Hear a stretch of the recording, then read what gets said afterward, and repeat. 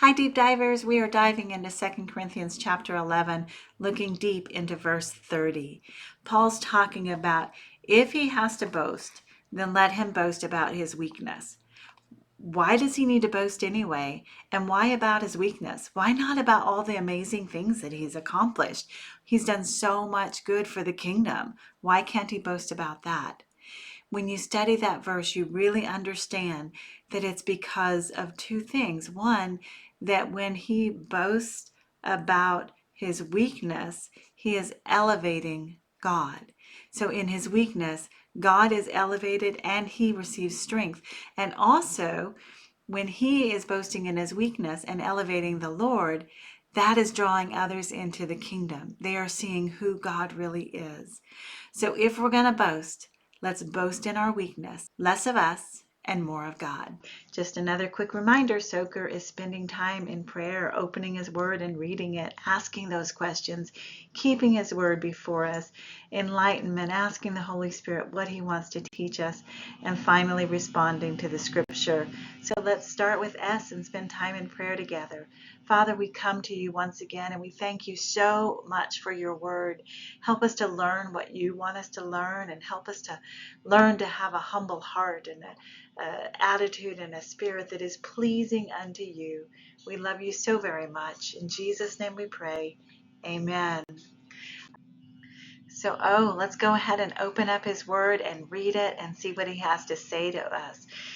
So the verse 30 in the BSB translation reads, "If I must boast, I will boast of the things that show my weakness."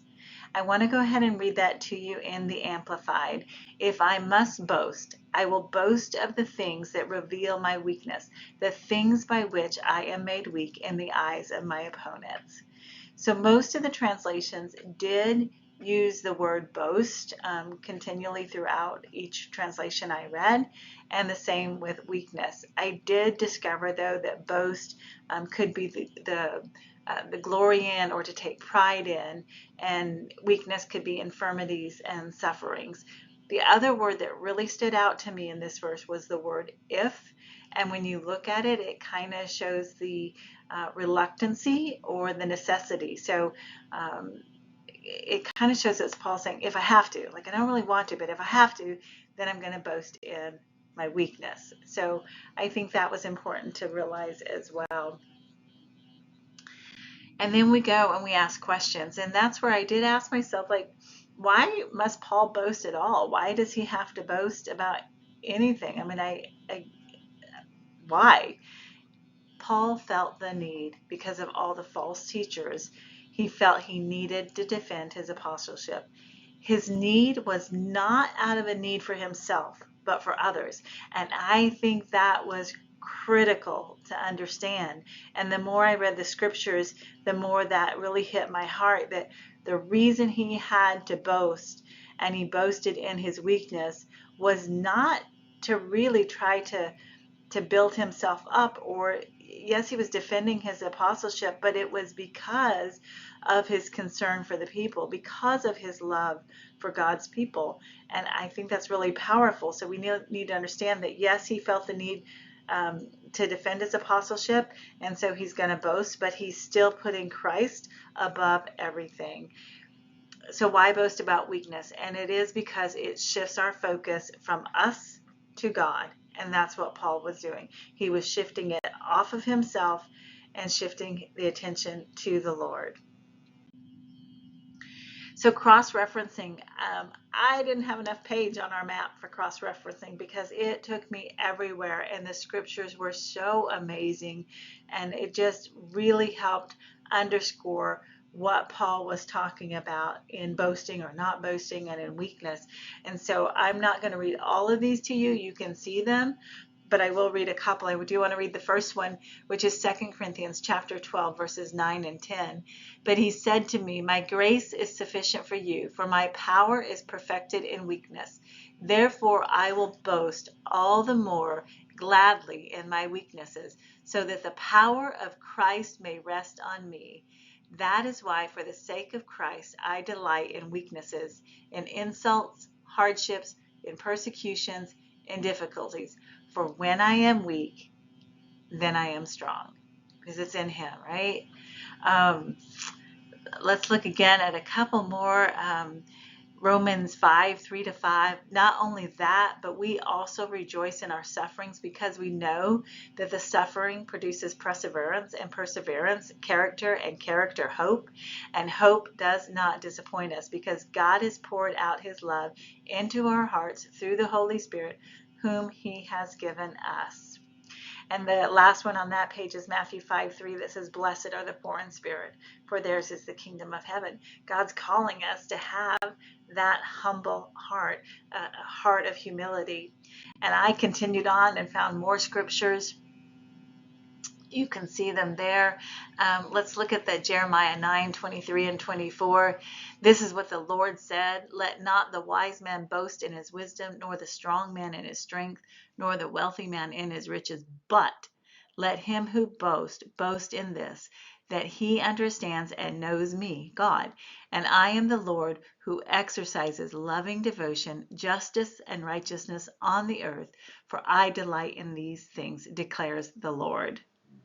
That just excites me because you see the truth revealed in the Old Testament and the New Testament. The same principles, the same promises are all there. And let's close out with Psalms 105:4. Seek out the Lord and his strength and seek his face always. That's what we're called to do. Seek the Lord, seek his face. All right, then K is keep his word before you. Meditate on it day and night. Remember, we always create a wallpaper for you to use that you can download onto your phone so that you can meditate on it day and night. You can create your own. If you don't like our graphic, you can easily do that from YouVersion and do your own. You can also write it on a sticky note, on an index card, whatever works for you. Just keep his word in front of you and meditate on it day and night.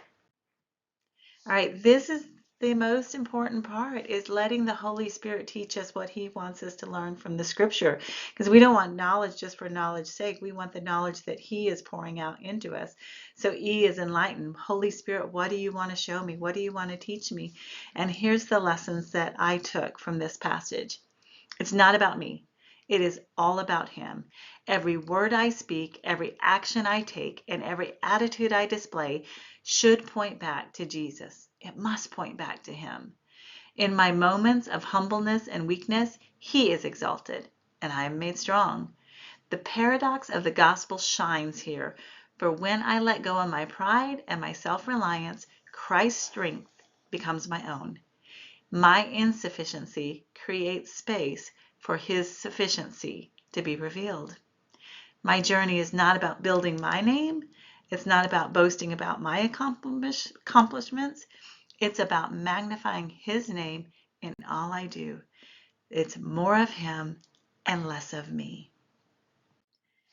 And finally, let's respond to the scripture and to what God's calling us to do in a heart of prayer and surrender. Lord Jesus, thank you for reminding me and all of us that our lives are not about us. They are about you. Teach me to surrender my pride and embrace my weakness so that your strength may be made perfect in me. Help my words and my actions and my attitudes to always reflect your love and your grace, pointing others to you. May my life be a testimony of your power and of your goodness. More of you and less of me. In your precious name I pray. Amen. Happy diving, everyone.